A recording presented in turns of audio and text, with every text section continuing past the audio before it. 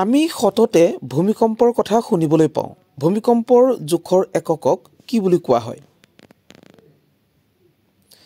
উত্তৰ হৈছে Richter scale next আহিলে ভাগীৰথী নদীত তেহৰী বান্ধ বন্ধাৰ বিৰুদ্ধে চলোৱা আন্দোলনৰ নেতৃত্ব কোনে দিছিল উত্তৰ হৈছে সুন্দৰলাল বহুগুণা নেক্সট আহিলে পৰিৱেশৰ ওপৰত প্ৰথম আন্তৰ্জাতিক সন্মিলন কেতিয়া অনুষ্ঠিত হৈছিল উত্তৰ হৈছে 1972 চনৰ জুন মাহত নেক্সট আহিলে সুস্থ পৰিৱেশৰ বাবে কোনো এখন দেশৰ মাটিকালিৰ শতকৰা নিম্নতম কিমান ভাগত বনাঞ্চল থাকিব লাগে উত্তৰ হৈছে 33%। নেক্সট অসমত থকা দুখন বৃহৎ কয়লা ক্ষেত্ৰৰ নাম কি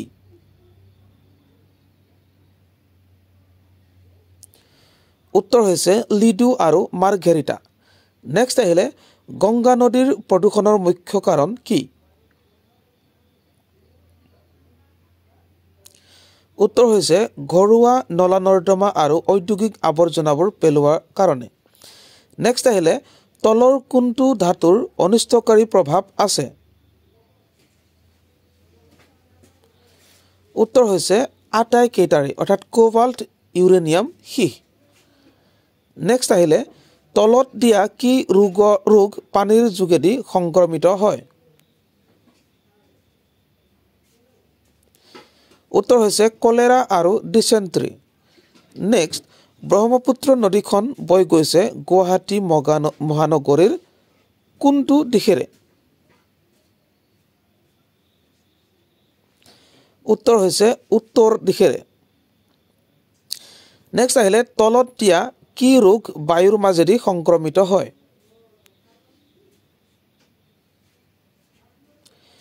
উত্তৰ হৈছে এজমা আৰু ব্ৰংকাইটিছ নেক্সট আহিলে এৰ'ছল কি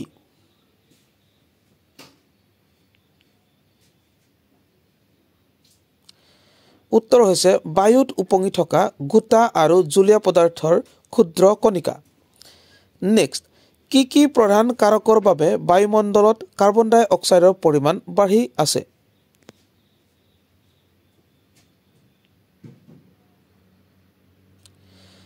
উত্তৰ হৈছে নিৰ্বনানীকৰণ আৰু জীৱাশ্ম ইন্ধনৰ দহনৰ কাৰণে নেক্সট আহিলে মানুহৰ বসতি প্ৰধান অঞ্চলত কোলাহল প্ৰদূষণৰ মাত্ৰা কিমানত সীমিত থাকিব লাগে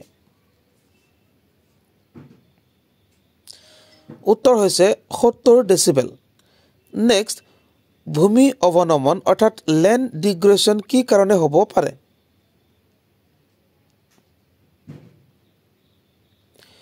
উত্তৰ হৈছে আটাইকেইটাই অৰ্থাৎ ভূমি প্ৰদূষণ জল আবদ্ধকৰণ আৰু ভূমিস্খলন নেক্সট নিৰ্বনানীকৰণৰ ফলত কি হয়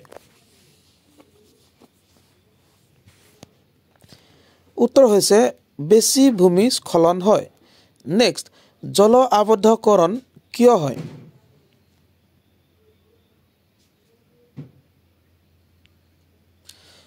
উত্তৰ হৈছে অধিক বৰষুণ হোৱা বা অধিক পৰিমাণে জলসিঞ্চন কৰা কোনো ঠাইৰ পৰা বন্ধ পানী ওলাই যাব নোৱাৰা কাৰণে নেক্সট আহিলে জৈৱ গেছ কি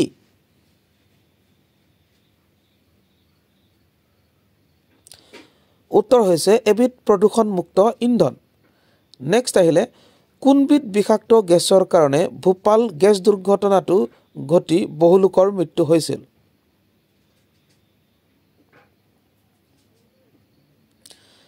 উত্তৰ হৈছে মিথাইল আইসোচিয়ানেট অৰ্থাৎ MIC নেক্সট আহিলে সাৰ ব্যৱহাৰ কৰিলে খেতি পথাৰত কি হয়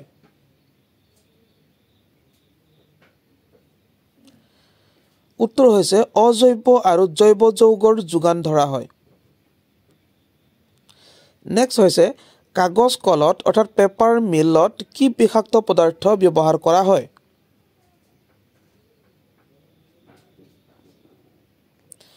উত্তৰ হৈছে পাৰা নেক্সট আহিলে ঔদ্যোগিক আৱৰ্জনাবোৰ কি হয়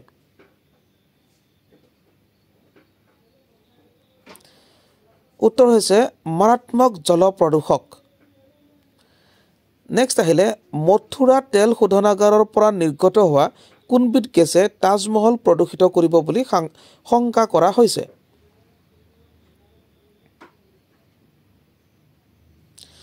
উত্তৰ হৈছে ছালফাৰ ডাই অক্সাইড। নেক্সট আহিলে তলৰ কোনবোৰ বৰ্জন জৈৱিকভাৱে ক্ষয় হয়?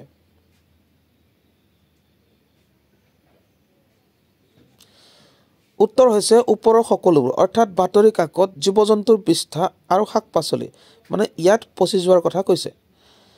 নেক্সট আহিলে কাৰ্বন ডাই অক্সাইডে কি কৰে? উত্তৰ হৈছে অৱলোহিত ৰশ্মি শোষণ কৰিব পাৰে। নেক্সট আহিলে স্মগ কি হয়? উত্তৰ হৈছে ধোঁৱাৰে সৈতে মিশ্ৰিত কুঁৱলী। নেক্সট জলবায়ুৰ অস্বাভাৱিক পৰিৱৰ্তন কিয় হ'ব পাৰে?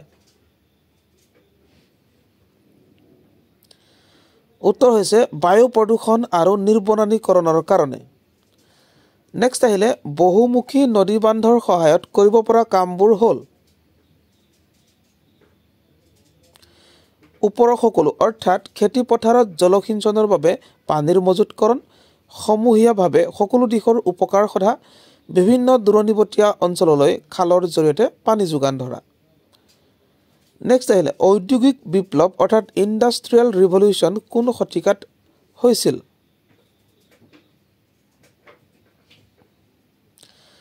উত্তৰ হৈছে 18 শতিকাত। নেক্সট আহিলে অসমত কিয় সঘনে বানপানী হয়? ইয়াৰ উত্তৰ হৈছে আটাইকেইটা কাৰণে, অৰ্থাৎ বৰষুণ বেছি হয় কাৰণে, আৰু নিৰ্বনানীকৰণ আৰু ভূমিস্খলনৰ কাৰণে, আৰু মাথাউৰি বন্ধাৰ ফলত নদীৰ পানী মুক্তভাৱে ওলাই যাব নোৱাৰাৰ কাৰণে, নদীৰ বুকু উঠি অহা কাৰণে। নেক্সট আহিলে বায়ুমণ্ডলৰ কোনটো স্তৰত অজন তৰপ আছে?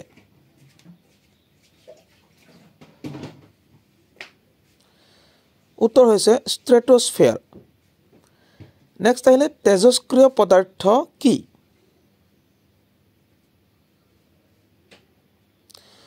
উত্তৰ হৈছে এটুকুৰাৰ পৰা আলফা, বিটা আৰু গামা ৰশ্মি নিজে নিজে ওলাই থাকে, অৰ্থাৎ তেজস্ক্ৰিয় পদাৰ্থৰ পৰা আলফা, বিটা আৰু গামা ৰশ্মি নিজে নিজে ওলাই থাকে।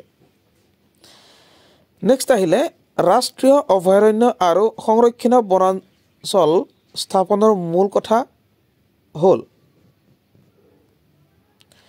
উত্তৰ হৈছে বন্য জীৱ জন্তু প্ৰতিৰক্ষাৰ বাবে।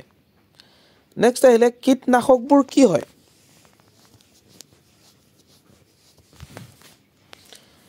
উত্তৰ হৈছে শস্য আক্ৰমণকাৰী কীট পতংগ মাৰিবলৈ ব্যৱহাৰ কৰা জৈৱ বা অজৈৱ ৰাসায়নিক পদাৰ্থ।